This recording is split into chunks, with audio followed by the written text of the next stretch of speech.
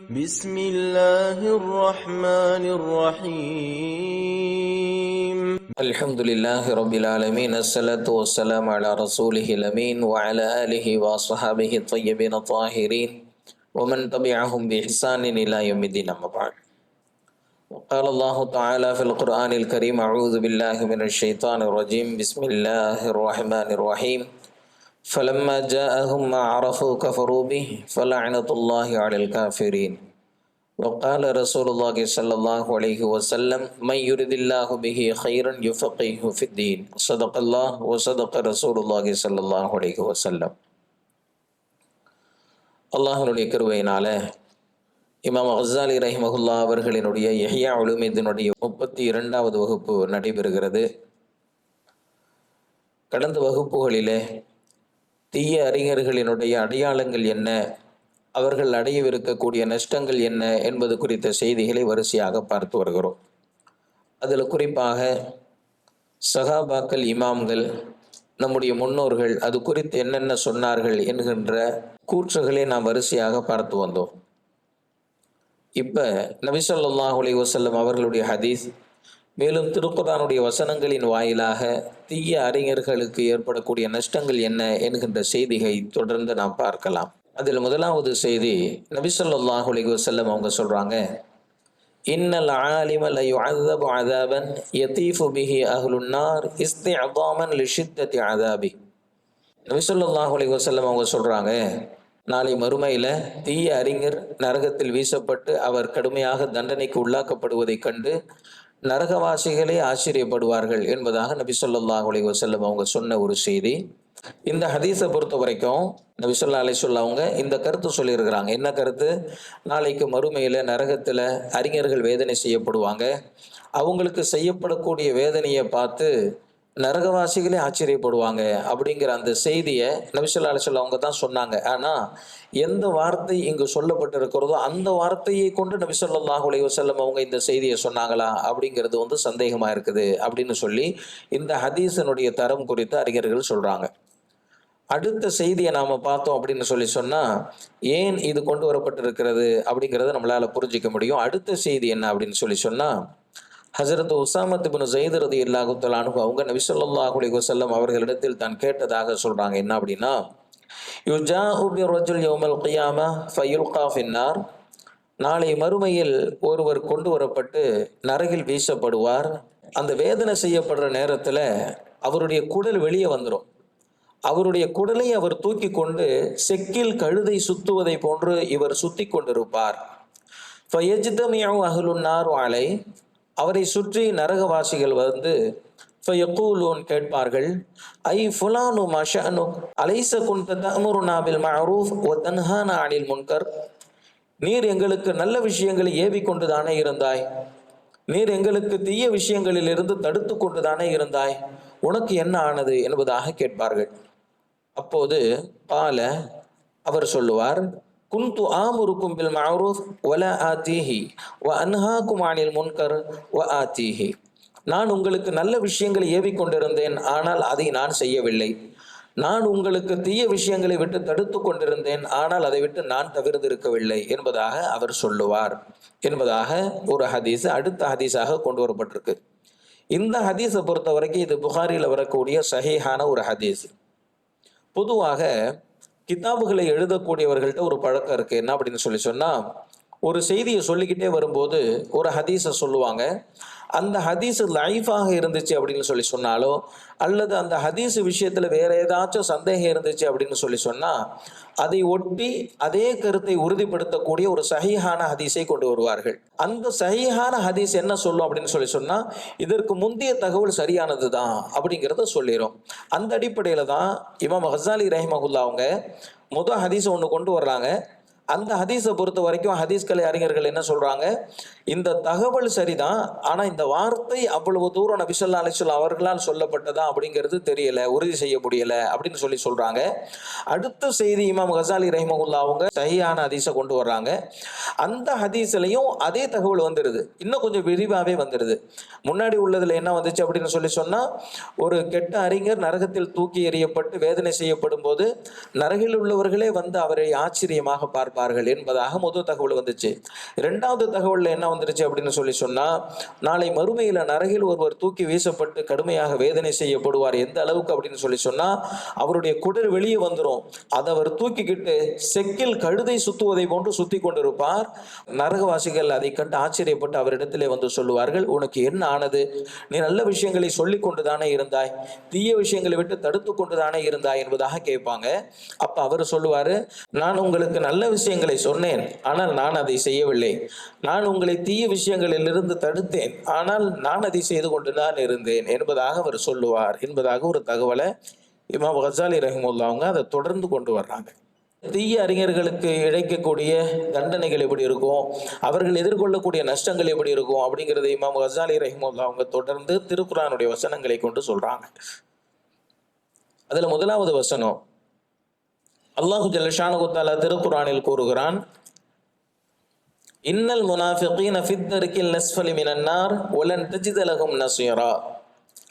முனாஃபிகீன்கள் நாளை நரகத்தினுடைய அடித்தட்டில் வைத்து வேதனை செய்யப்படுவார்கள், அவர்கள் எந்த ஒரு உதவியாளரையும் பெற்றுக்கொள்ள மாட்டார்கள் என்பதாக அல்லாஹ் குர்ஆன்ல சொல்றான். நயவஞ்சகர்கள் நாளை கடுமையாக வேதனை செய்யப்படுவார்கள் அப்படிங்கிற இந்த செய்தியை இமாம் கஸாலி ரஹிமஹுல்லாஹ் அவங்க ஏன் இங்க கொண்டு வர்றாங்க அப்படின்னு சொன்னா, உள்ளுக்குள்ள குஃப்ர் இருக்கும், வெளிப்படையா ஈமான் கொண்டவர் மாதிரி நடிப்பாரு. உள்ளும் புறமும் வெவ்வேறாக இருக்கக்கூடியவரை தான் நம்ம முனாஃபிக் அப்படின்னு சொல்லுவோம். உள்ளும் புறமும் வெவ்வேறாக இருக்கக்கூடிய முனாஃபிக் முழுமையாகவே குஃப்ராக இருக்கக்கூடியவரை விட கடுமையாக வேதனை செய்யப்படக்கூடியவராக இருக்கிறார் இல்லையா? இதை கொண்டு இமாம் கஸாலி ரஹிமஹுல்லாஹ் அவங்க என்ன சொல்ல வராங்க அப்படின்னு சொன்னா, தீய அறிஞரை பொறுத்த வரைக்கும் உள்ளும் புறமும் வெவ்வேறாக இருக்கக்கூடியவரை போன்றுதான். என்ன அப்படின்னா, எதை செய்யணும் எதை செய்யக்கூடாது அப்படிங்கிறது அவருக்கு தெரியும், ஆனாலும் எதை இவர் செய்யக்கூடாது அப்படின்னு சொல்லி தெரிஞ்சு வச்சிருக்கிறாரோ அதை செய்யக்கூடியவராக இருக்கிறார். எதை செய்யணும்னு சொல்லப்பட்டிருக்கதோ அதை விடக்கூடியவராக இருக்கிறாருன்னு சொன்னா, உள்ளும் புறமும் வெவ்வேறாக இருக்கிறது இல்லையா? அவருடைய அறிவும் செயலும் வெவ்வேறாக இருக்கிறது, அப்படிதானே? உள்ளும் புறமும் வெவ்வேறாக இருப்பது முனாஃபிகினுடைய அடையாளம் என்று சொன்னால், அவர் கற்ற கல்வியும் அவர் செய்யக்கூடிய செயல்பாடும் வெவ்வேறாக இருக்கிறது. இது ஒரு வகையில் முனாஃபிகை போன்றுதான். இவர்கள் அதிகமாக வேதனை செய்யக்கூடியவர்களாக இருப்பார்கள். முழுக்க காஃபிராக இருக்கக்கூடியவரை விட உள்ளுக்குள்ள காஃபிராகவும் வெளிப்படையாக ஈமான்தாரியாகவும் நடித்து கொண்டிருக்கக்கூடியவர் எப்படி கூடுதலாக வேதனை செய்யப்படுகிறாரோ, அதே போன்று ஜாஹிலாக இருக்கக்கூடியவரை விட கற்றறிந்த ஆலிமாக இருந்து கொண்டு உள்ளும் புறமும் வெவ்வேறாக இருக்கக்கூடியவர் ஜாஹிலை விட அதிகமாக வேதனை செய்யப்படக்கூடியவராக இருக்கிறார் என்பதாக இமாம் கஸாலி ரஹிமஹுல்லாஹ் அவங்க இந்த வசனத்தை இங்க கொண்டு வரதுக்கு விளக்கம் சொல்றாங்க. ஏன் அப்படின்னு சொன்னா, அவருடைய கல்வியும் அவருடைய செயல்பாடும் வெவ்வேறாக இருக்கிறது என்பதாக சொல்ல வராங்க.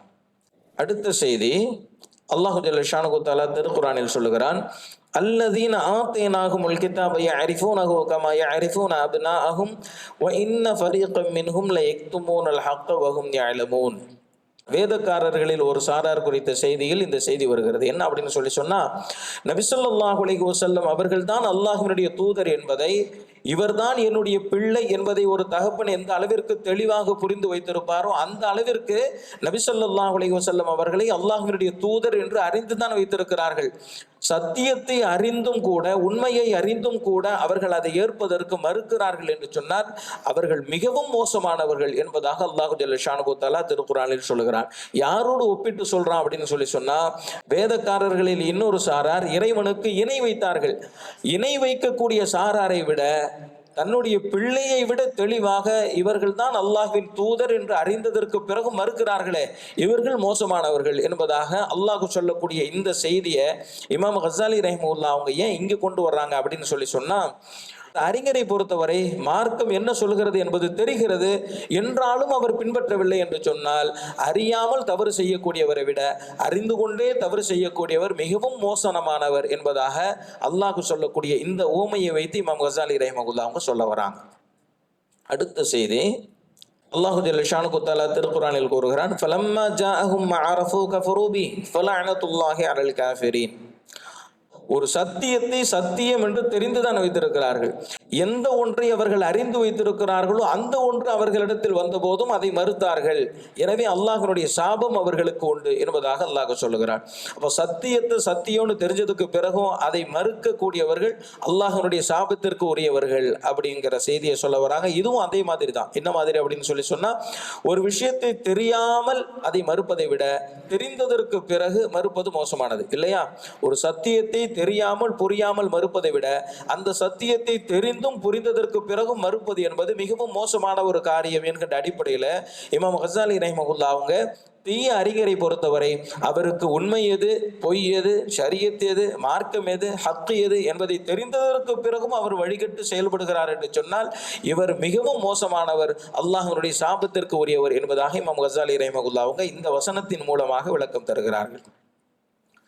அடுத்த செய்தி அல்லாஹு ஜல்ல ஷானுஹு தஆலா திருக்குர்ஆன்ல சொல்றான், வத்லு அலைஹிம் நப அல்லதி ஆதைனாஹு ஆயாத்தினா ஃபன்ஸலஹ மின்ஹா ஃபஅத்பஅஹு ஷைத்தான் ஃபகான மினல் காவீன் வலவ் ஷிஅனா லரஃபஅனாஹு பிஹா வலக்கின்னஹு அக்லத இலல் அர்தி வத்தபஅ ஹவா ஃபமஸலுஹு கமஸலில் கல்ப் இன் தஹ்மில் அலைஹி யல்ஹஸ் அவ் தத்ருகுஹு யல்ஹஸ் ذلك مثل القوم الذين كذبوا بآياتنا فقصص القصص لعلهم يتفكرون. ஒரு பெரிய வசனம் இது பலஅம் பின் பாஊரா அப்படின்னு சொல்லி இஸ்ரவேலர்களில் ஒரு அறிஞர் இருந்தார். அவர் சம்பந்தப்பட்ட ஒரு செய்தி இது. இந்த வரலாறு ரொம்ப பெருசு, அந்த வரலாறு முழுமையா நம்ம சொல்ல தேவையில்லை. சுருக்கமாக சொல்றதா இருந்தா, பலஅம் பின் பாஊரா அப்படின்னு சொல்லி இஸ்ரவேலர்களில் ஒரு அறிஞர் இருந்தார். இறைவனை அதிகம் வணங்கி கொண்டிருந்தார். அல்லாஹு ஜல்ல ஷானஹு தஆலா தன்னுடைய அத்தாட்சிகளை காட்டினான், தன்னுடைய வசனங்களை இறக்கினான். அந்த நிலையில் இருந்தும் கூட தன்னுடைய மனோ இச்சையை பின்பற்றி அவர் வழிகட்டு செத்து போனார். இந்த செய்தியை தான் அல்லாஹு ஜல்ல ஷானஹு தஆலா எப்படி சொல்றான் அப்படின்னு சொன்னா, நாம் அவர்களுக்கு நம்முடைய அத்தாட்சிகளை காட்டினோம் என்றாலும் கூட அவர் ஷைத்தானை பின்பற்றினார்.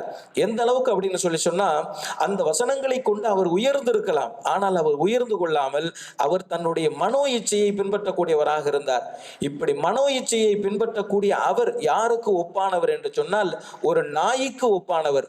அந்த நாயை பொறுத்தவரை அதை விரட்டினாலும் சரி நாக்கை தொங்க போட்டு கொண்டிருக்கும், அதை விரட்டாமல் விட்டுவிட்டாலும் சரி தன்னுடைய நாக்கை தொங்க போட்டு கொண்டே இருக்கும். இது எப்படிப்பட்டது என்று சொன்னால், நம்முடைய வசனங்கள் கிடைத்ததற்கு பிறகும் வழிகட்டு போகிறார்கள் அல்லவா, இவர்களுக்கு இந்த நாய் தான் உதாரணம் என்பதாக சொல்றார். அப்படின்னா என்ன? அவர்களுக்கு ஞானம் கிடைத்ததற்கு பிறகும் தன்னுடைய மனோ இச்சையை பின்பற்றுகிறார்கள். அவர்களுக்கு அந்த ஞானம் கிடைக்கவில்லை என்று சொன்னாலும் சரி தன்னுடைய மனோ இச்சையை பின்பற்றக்கூடியவர்களாக இருக்கிறார்கள். இவர்கள் யாரை போன்று? விரட்டினாலும் நாக்கை தொங்க போட்டுக் கொண்டிருக்கும், விரட்டவில்லை என்று சொன்னாலும் தன்னுடைய நாக்கை தொங்க போட்டுக் கொண்டிருக்கக்கூடிய ஒரு நாயை போன்று என்பதாக பலஅம் பின் பாஊரா சம்பந்தமாக அல்லாஹ் குர்ஆனில் சொல்லக்கூடிய ஒரு வசனம் இது. அதை விரட்டினாலும் சரி நாக்கை தொங்க போட்டுக்கிட்டு இருக்கும், விரட்டாம விட்டாலும் சரி அது நாக்கை தொங்க போட்டுக்கிட்டு இருக்கும். அப்போ கல்வி அறிவு இருந்தும் சரி மனோ இச்சையை தான் பின்பற்றுகிறார்கள், அது இல்லை என்று சொன்னாலும் அதைத்தான் அவர்கள் பின்பற்றுகிறார்கள் என்று சொன்னால் இதற்கு இந்த ஓமை தான் பொருத்தமானது என்பதாக மிக கேவலமான உதாரணத்தை அல்லாஹ் காட்டுகிறான். யாருக்கு? கல்வி ஞானம் பெற்றதற்கு பிறகும் வழிதவறி செயல்படக்கூடியவர்களுக்கு இந்த மோசமான உதாரணம் காட்டப்படுகிறது. இந்த வசனங்களின் வாயிலாக இமாம் கஸாலி ரஹிமஹுல்லாஹ் அவங்க இதைத்தான் சொல்ல வராங்க. ஹஜ்ரத் ஈசா அலைஹிஸ்ஸலாம் அவங்க சொல்றாங்க, தீய அறிஞர்களுடைய உதாரணம் என்ன மாதிரி அப்படின்னு சொன்னா, வாய்க்காலில் இருந்து வயல்வெளிகளுக்கு தண்ணீரை கடத்தக்கூடிய அந்த நீர் குழாய் இருக்குது இல்லையா, அந்த நீர் குழாயினுடைய முகப்பு துவாரத்தில் கிடக்கக்கூடிய ஒரு பாறையை போன்று. அந்த பாறை தானும் தண்ணீரை குடிக்காது, வயல்களுக்கு தண்ணீர் பாய்ச்சுவதையும் விடாது. அப்படிப்பட்ட ஒரு பாறையை போன்றவர் தான் தீய அறிஞர் என்பதாக ஹஜ்ரத் ஈசா அலைஹிஸ்ஸலாம் அவர்கள் சொல்லக்கூடிய ஒரு செய்தி வருகிறது. என்ன அப்படின்னு சொன்னா, தான் கற்ற கல்வியை கொண்டு தானும் பலனடைவதில்லை, மற்றவர்களுக்கும் பலனளிப்பதில்லை. இதற்கு உதாரணம் தான் அந்த நீர் குழாயினுடைய முகட்டில் அடைத்து கொண்டிருக்கக்கூடிய ஒரு பாறையை போன்று. அந்த தண்ணீரை தானும் பருகாது, வயல்வெளிக்கும் விடாது. அப்படிப்பட்ட ஒரு உதாரணம் தீய அறிஞருக்கான உதாரணம்.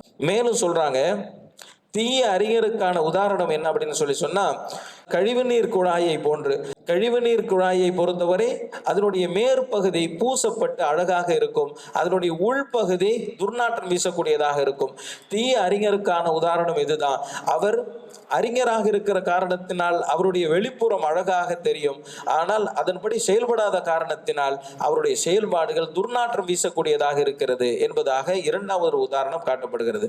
மூன்றாவது உதாரணம் அது அதுவும் ஹஜ்ரத் ஈசா அலைஹிஸ்ஸலாம் அவர்கள் சொன்னதாக வருகிறது. என்ன அப்படின்னு சொன்னா, தீய அறிஞருக்கான உதாரணம் என்பது ஒரு கல்லறையை போன்றது. கல்லறையினுடைய வெளிப்புறம் என்பது அலங்காரப்படுத்தப்பட்டதாக இருக்கும், அதனுடைய உள்புறம் மனித சடலங்கள் எலும்புகள் கூடுகளால் அது இருக்கும். அந்த மாதிரி தான் தீய அறிஞர் வெளிப்படையா பார்த்தா அவர் ஒரு அலங்காரம் உள்ளவராக தெரிவார், மதிப்புள்ளவராக தெரிவார். அவருடைய செயல்பாடுகள் மோசமானதாக இருக்கிற காரணத்தினால உண்மையில் துர்நாற்றம் வீசக்கூடியவராகவே இருப்பார் என்பதாகவே ஹஜ்ரத் ஈசா அலைஹிஸ்ஸலாம் அவங்க சொல்லக்கூடிய ஒரு செய்தியை இங்க கொண்டு வர்றாங்க. மேல சொன்ன இந்த செய்தியை வச்சு ஒரு 4 விஷயத்தை சொல்ல வராங்க. முதலாவது செய்தி என்ன அப்படின்னு சொன்னா, வெறும் அறிவை மட்டும் கற்று வைத்திருப்பது என்பது அவருக்கு சிறப்பை தராது, கற்ற கல்வியின் அடிப்படையில் செயல்படுவதுதான் அவருக்கு சிறப்பை தரும். முதலாவது செய்தி. இரண்டாவது, நாமால் அழகாக பேசி உள்ளத்தில் தூய்மை இல்லாமல் செயலில் நேர்மை இல்லாமல் இருப்பது மிக கடுமையாக எச்சரிக்கப்பட்ட ஒன்றாக இருக்கிறது. மூன்றாவது, ஆன்மீக கல்வியை பயன்படுத்தி பணத்தையோ புகழையோ உலகத்தினுடைய ஆதாயங்களையோ தேடுவது என்பது மறுமையினுடைய பாக்கியங்களை கொண்டு உலகத்தினுடைய இன்பத்தை தேடுவதை போன்றுதான். இது மிகப்பெரிய நஷ்டத்தை ஏற்படுத்தக்கூடியதாகவும் உள்ளத்தினுடைய மரணமாகவும் இது அறிஞர்களால் சுட்டி காட்டப்படுகிறது. இது மூன்றாவது செய்தி. நான்காவது, உலக ஆதாயங்களை விரும்பக்கூடிய ஒரு தீய அறிஞர் அறிவில்லாத பாமரரை விட மோசமான ஒரு நிலையில் இருப்பதோடு கடுமையான வேதனைக்கு உள்ளாக்கப்படுகிறார் என்பதுவெல்லாம் மேற்கூறப்பட்ட செய்திகளின் வாயிலாக நம்மால் விளங்கிக் கொள்ள முடிகிறது என்பதாக இமாம் கசாலி ரஹிமஹுல்லா அவங்க சொல்றாங்க. சொல்லிட்டு இமாம் கசாலி ரஹிமஹுல்லா அவங்க தன் புறத்திலிருந்து சில விஷயங்களை சொல்றாங்க. இது வரைக்கும் நம்ம பார்த்தது தீய அறிஞர் எதிர்கொள்ளக்கூடிய நஷ்டம் என்ன, அவரால் ஏற்படக்கூடிய ஆபத்துகள் என்ன அப்படின்னு நபி ஸல்லல்லாஹு அலைஹி வஸல்லம் அவங்க சொன்ன செய்திகளை பார்த்தோம். அதுக்கப்புறம் சஹாபாக்கள் அறிஞர்கள் இமாம்கள் சொன்ன செய்தியை பார்த்தோம். இப்போ இமாம் கசாலி ரஹிமஹுல்லா அவங்க தன் புறத்திலிருந்து சில விஷயங்களை கேட்கிறார்கள். என்ன சொல்றாங்க அப்படின்னு சொன்னா, மறுமையை நோக்கமாக கொண்டு செயல்படக்கூடிய அறிஞர்கள் தான் அல்லாஹ்வுடைய நெருக்கத்தை பெறக்கூடிய வெற்றியாளர்கள். அவர்களுக்கென்று சில அடையாளங்கள் இருக்கிறது. இந்த வார்த்தையவே சொல்லி தான் சொல்றாங்க. என்ன அப்படின்னா, ஒரு அறிஞருக்கு இருக்க வேண்டிய குறைந்தபட்ச தகுதி என்ன அப்படின்னு சொன்னா, இந்த உலக வாழ்க்கையினுடைய அற்பத்தனத்தையும் அது அழியக்கூடியது என்பதையும் அவர் உணர்ந்திருக்க வேண்டும். மறுமையினுடைய மகத்துவத்தையும் அது நிரந்தரமானது என்பதையும் அவர் அறிந்தவராக இருக்க வேண்டும். முதலாவது அடையாளம் இது. ஒரு அறிஞருக்கு இருக்க வேண்டிய குறைந்தபட்ச தகுதி என்ன அப்படின்னு சொன்னா, அதுல முதலாவது செய்தி, இந்த உலக வாழ்க்கையினுடைய அற்பத்தையும் அது நிரந்தரம் இல்லாதது என்பதையும் அறிந்திருக்க வேண்டும். அதே போன்று மறுமையினுடைய இன்பங்களையும் அது நிரந்தரமானது என்பதையும் அறிந்திருக்க வேண்டும். இது முதலாவது செய்தி. இரண்டாவது சொல்றாங்க, மறுமையினுடைய பாக்கியமும் உலகத்தினுடைய இன்பமும் ஒன்றுக்கொன்று முரணானது என்பதை அவர் அறிந்தவராக இருக்க வேண்டும். எதை போன்று என்று சொன்னால், ஒரு 4 உதாரணத்தை சொல்றாங்க. எந்த மாதிரி மறுமையினுடைய இன்பங்களும் உலகத்தினுடைய இன்பங்களும் ஒன்றுக்கொன்று முரணானது என்பதை ஒரு அறிஞர் அறிந்திருக்க வேண்டும். இதுவே அவருக்கான அடிப்படை தகுதி என்பதாக சொல்றாங்க. எந்த மாதிரி ரெண்டும் ஒன்றுக்கொன்று முரணானது அப்படின்னு சொன்னா, முதலாவது, இரண்டும் 2 சக்களித்துகளை போன்றவை. ஒன்றை திருப்திப்படுத்தினால் இன்னொன்று கோபித்துக் கொள்ளும். இமாம் அவங்க சொல்றது என்ன அப்படின்னு சொன்னா, மறுமையும் உலகமும் 2 சக்களத்துகளை போன்று, ஒன்றை திருப்திப்படுத்தினால் இன்னொன்று கோபித்துக் கொள்ளும். இது முதலாவது. இரண்டாவது சொல்றாங்க, இந்த இரண்டும் ஒரு தராசில் இருக்கக்கூடிய 2 தட்டுகளை போன்று, ஒன்று கீழே இறங்கினால் இன்னொன்று மேலே உயரும், அது கீழே இறங்கினால் இது மேலே உயரும். இது போன்று உலகமும் மறுமையும் ஒரு தராசில் இருக்கக்கூடிய 2 தட்டுகளை போன்று, ஒன்று கீழே இறங்கினால் இன்னொன்று மேலே செல்லும், இன்னொன்று கீழே இறங்கினால் இது மேலே செல்லும் என்பதாக இமாம் கசாலி ரஹிமஹுல்லா அவங்க சொல்றாங்க. மூணாவது சொல்றாங்க, உலகமும் மறுமையும் கிழக்கையும் மேற்கையும் போன்றவை. ஒன்றை நெருங்கி சென்றால் இன்னொன்று தூரமாகி கொண்டே செல்லும் என்பதாக சொல்றாங்க. கிழக்க நோக்கி போய்கிட்டே இருந்தேன்னு சொன்னா மேற்கு தூரமாகிக்கிட்டே போகும், மேற்கு நோக்கி போய்கிட்டே இருந்த அப்படின்னு சொன்னா கிழக்கு தூரமாகிக்கிட்டே போகும். அந்த மாதிரி தான் மறுமையை நோக்கி போய்கிட்டே இருந்த அப்படின்னு சொன்னா உலகம் தூரமாகிக்கிட்டே போகும், உலகத்தை நோக்கி நீ போய்கிட்டே இருந்த அப்படின்னு சொன்னா மறுமை தூரமாகி கொண்டே போகும் என்பதாக சொல்றாங்க. நாலாவது ஒன்று சொல்றாங்க, மறுமையும் உலகமும் எப்படிப்பட்டது என்று சொன்னால், நிரப்பப்பட்ட ஒரு பாத்திரத்தை போன்று, இன்னொரு பாத்திரத்தில் நீ எவ்வளவு ஊற்றுகிறாயோ அவ்வளவு தூரம் அந்த பாத்திரம் காலியாகி கொண்டே போகும் என்பதாக இமாம் அவங்க சொல்றாங்க. அப்படித்தானே? ஒரு பாத்திரத்திலிருந்து தண்ணீரை இன்னொரு பாத்திரத்தில் ஊற்றினால் எவ்வளவுக்கு எவ்வளவு இது நிரம்புகிறதோ அவ்வளவுக்கு அவ்வளவு அது காலியாகி கொண்டே போகும். இதுதான் மறுமைக்கும் உலகத்திற்கும் உண்டான உதாரணம் என்பதாக சொல்றாங்க. அப்போ இந்த ரெண்டுமே ஒன்றுக்கு ஒன்று முரண்பட்டவை அப்படிங்கிறதுக்கு இந்த 4 உதாரணங்களை நம்மளுக்கு சொல்றாங்க. சொல்லிட்டு இமாம் கசாலி ரஹிமஹுல்லா அவங்க அவங்க இந்த மேலுள்ள விஷயங்களை அறிந்து கொள்ளாத ஒருவர் எப்படி அறிஞராக இருக்க முடியும் அப்படின்னு கேட்டுட்டு ஒரு 4 கேள்வி கேட்கிறாங்க. அதுல முதலாவது கேள்வி என்ன அப்படின்னு சொன்னா, துன்பங்கள் நிறைந்திருக்கக்கூடிய, இன்பங்கள் மறைந்திருக்கக்கூடிய, இறுதியில் அழிந்து போகக்கூடிய இந்த உலகத்தினுடைய அற்பத்தனத்தை உணராத ஒருவன் புத்தி கெட்டவனாகத்தான் இருக்க முடியும். நமது கண்முன்னே காணக்கூடிய காட்சிகளும் நம்முடைய அனுபவங்களும் இதை மேலும் மேலும் உறுதிப்படுத்தி கொண்டே இருக்கிற போது புத்தி கெட்ட ஒருவன் எப்படி அறிஞராக இருக்க முடியும்? புத்தி கெட்ட ஒருவன் எப்படி அறிஞராக இருக்க முடியும் என்பதாக கேட்கிறாங்க. 2வது கேள்வியை கேட்கிறாங்க, மறுமையினுடைய மகத்துவத்தையும் அதனுடைய நிரந்தர தன்மையையும் நம்பாத ஒருவன் ஈமான் இல்லாதவனாகத்தான் இருக்க முடியும். ஈமான் இல்லாத ஒருவன் எப்படி அறிஞராக இருக்க முடியும் என்பதாக 2வது கேள்வியை கேட்கிறாங்க. 3வது கேள்வி, இம்மையும் மறுமையும் ஒன்றுக்கொன்று முரணானவை என்பதை அறியாத ஒருவன் இறை தூதர்களினுடைய மார்க்க சட்டங்களையும் திருக்குர்ஆனுடைய அனைத்து வசனங்களையும் அறியாதவன் போன்றவன் ஆவான். இவைகளை விளங்காத ஒருவன் எப்படி அறிஞராக இருக்க முடியும் என்பதாக 3வது ஒரு கேள்வி கேட்கிறாங்க. 4வது ஒரு கேள்வி கேட்கிறாங்க. என்ன அப்படின்னு சொன்னா, இவைகள் அனைத்தையும் அறிந்ததற்கு பிறகும் உலகத்தை விட மறுமைக்கு ஒருவன் முன்னுரிமை வழங்கவில்லை என்று சொன்னால் அவன் ஷைத்தானின் அடிமையாகி விட்டான். அவனுடைய இச்சைகள் அவனை ஆட்படுத்தி விட்டது, அவனுடைய துரதிர்ஷ்டம் மேலோங்கி விட்டது. இப்படிப்பட்ட ஒருவரை நாம் அறிஞர் என்று எவ்வாறு சொல்ல முடியும் என்பதாக இமாம் கஸாலி ரஹ்மத்துல்லாஹி அவங்க இந்த 4 கேள்வியையும் கேட்கிறாங்க. அதற்கு பிறகு ஹஜ்ரத் தாவூத் அலைஹிஸ்ஸலாம் அவர்களை பார்த்து அல்லாஹ் சொல்லக்கூடிய செய்தி இமாம் கஸாலி ரஹ்மத்துல்லாஹி அவங்க கொண்டு வர்றாங்க. அல்லாஹ் ஹஜ்ரத் தாவூத் அலைஹிஸ்ஸலாம் அவங்கள பார்த்து சொல்றான், ஒரு அறிஞர் என் மீது வைக்கக்கூடிய அன்பை விட அவருடைய இச்சைக்கு முன்னுரிமை வழங்குகிறார் என்று சொன்னால் அப்படிப்பட்டவருக்கு நான் கொடுக்கக்கூடிய குறைந்தபட்ச தண்டனை என்ன என்று சொன்னால், அவர் ரகசியமாக என்னோடு உரையாடுகிற போது கிடைக்கக்கூடிய இன்பத்தை நான் தடுத்து விடுவேன் என்பதாக அல்லாஹ் சொல்றான். அதாவது என் மீது வைக்கக்கூடிய அன்பை விட அவருடைய இச்சைக்கு முன்னுரிமை வழங்கக்கூடிய அறிஞருக்கு நான் கொடுக்கக்கூடிய குறைந்தபட்ச தண்டனை என்ன அப்படின்னு சொன்னா, அவர் என்னோடு உரையாடுகிற போது ஏற்படக்கூடிய இன்பத்தை நான் தடுத்து விடுவேன் என்பதாக அல்லாஹ் சொல்றான். இன்னைக்கு பார்க்கிறோம் இல்லையா, நம்ம தொழுகிறோம், ஒரு இன்பம் கிடைக்கல. குர்ஆன் ஓதுறோம், ஒரு இன்பம் கிடைக்கல. திக்ர்ல ஈடுபடுறோம், ஒரு இன்பம் கிடைக்கல. இந்த உலகத்தை படைத்து பரிபாலித்த அல்லாஹ் அவனையே நம்மளால புரிஞ்சிக்க முடியல. நம்ம கடைக்கு போனோம் அப்படிங்கிறதுக்காக வேண்டிய இபாதத்தை சுருக்கிறோம். ஆனா கடைக்கு போனா அங்க செய்யக்கூடிய வியாபாரத்துல லாபத்தை தரதே அவன் தான் இல்லையா? இங்க நம்ம தொழுதுகிட்டு இருந்தோம்னு சொன்னா அது நஷ்டமாயிரும் அப்படின்னு சொல்லிட்டு நம்ம அங்க போறோம். ஆனா அந்த நஷ்டத்தையும் லாபத்தையும் தன்னுடைய கையில வச்சிருக்கிறதே அந்த ரப்பு தான். ஒரு அடிப்படையான விஷயங்களை நம்மளால புரிஞ்சு செயல்படுத்த முடியல பார்த்தீங்களா? அப்போ ஏதோ ஒரு விஷயம் நமக்கும் அல்லாஹ்விற்கும் இருக்கக்கூடிய அந்த தொடர்பை அறுத்து கொண்டு இருக்கிறது அப்படிங்கிறத நம்ம புரியணும். அந்த அடிப்படையில் இந்த விஷயம் ரொம்ப முக்கியத்துவமான ஒரு விஷயம். என்ன அப்படின்னு சொன்னா, என் மீது அவன் காட்டக்கூடிய அன்பை விட அவனுடைய இச்சைக்கு அவன் முன்னுரிமை வழங்குகிறான் என்று சொன்னால் அவன் என்னோடு உரையாடுகிற போது கிடைக்கக்கூடிய இன்பத்தை நான் தடுத்து விடுவேன் என்பதாக ஹஜ்ரத் தாவூத் அலைஹிஸ்ஸலாம் அவர்களை பார்த்து அல்லாஹ் சொல்லுகிறான். மேலும் அல்லாஹ் சொல்லுகிறான், உலக மோகத்தில் திளைத்திருக்கக்கூடிய அறிஞரை பற்றி நீர் என்னிடத்தில் கேட்காதீர். அவரோடு நீர் தோழமை கொண்டா என்று சொன்னால் என் மீது நீர் வைக்கக்கூடிய அன்பை அவர் தடுத்து விடுவார். என்னை நோக்கி அடியார்கள் வரக்கூடிய பாதையில் குறுக்கே நின்று வழிப்பறி கொள்ளையர்களை போன்று செயல்படக்கூடியவர்கள் உலக மோகத்தில் பீடிக்கப்பட்டிருக்கக்கூடிய அறிஞர்கள் என்பதாக அல்லாஹ் சொல்வதாக அடுத்த செய்தி. அடுத்து ஹஜ்ரத் தாவூத் அலைஹிஸ்ஸலாம் அவர்களை பார்த்து அல்லாஹ் சொல்லுகிறான், என்னை நோக்கி வரக்கூடியவரை நீர் கண்டால் அவருக்கு நீ உறுதுணையாக இருப்பீராக. என்னிடத்திலிருந்து விரண்டோட கூடிய ஒருவரை மீண்டும் என் பக்கம் திசை திருப்பி கொண்டு வரக்கூடியவர் தான் சிறந்த அறிஞர். அந்த சிறந்த அறிஞரை நான் ஒருபோதும் வேதனை செய்ய மாட்டேன் என்பதாக அல்லாஹ் சொல்லக்கூடிய ஒரு செய்தியை ஹஜ்ரத் தாவூத் அலைஹிஸ்ஸலாம் அவர்களை பார்த்து அல்லாஹ் சொல்லக்கூடிய ஒரு செய்தியை இமாம் கஸாலி ரஹ்மத்துல்லாஹி அவர்கள் இங்கே கொண்டு வருகிறார்கள். தீய அறிஞர்கள் அடையக்கூடிய நஷ்டம், தீய அறிஞர்களுடைய அடையாளம் அப்படின்னு சொல்லி நம்ம பார்க்குறோம். ஒரு 2-3 விஷயத்தை மட்டும் நம்மளால ஈஸியாக புரிஞ்சிக்க முடியுது. ஒன்று என்ன அப்படின்னு சொன்னால், எந்த கல்வியை கற்றோமோ அந்த கல்வியின் அடிப்படையில் செயல்படும், ரொம்ப முக்கியம். நாவால பேசிக்கிட்டு செயலில் மாற்றமாக நடந்து கொள்வது அப்படிங்கிறது அவர் அறிஞர் அப்படின்னே சொல்வதற்கு தகுதி இழக்க செஞ்சிடும் இல்லையா? அந்த செய்தி புரியுது. 3வது விஷயம் என்ன அப்படின்னு சொன்னால், உலக ஆதாயத்துக்காக வேண்டி தன்னுடைய கல்வியை பயன்படுத்தக்கூடாது அப்படிங்கிற ஒரு செய்தி புரியுது.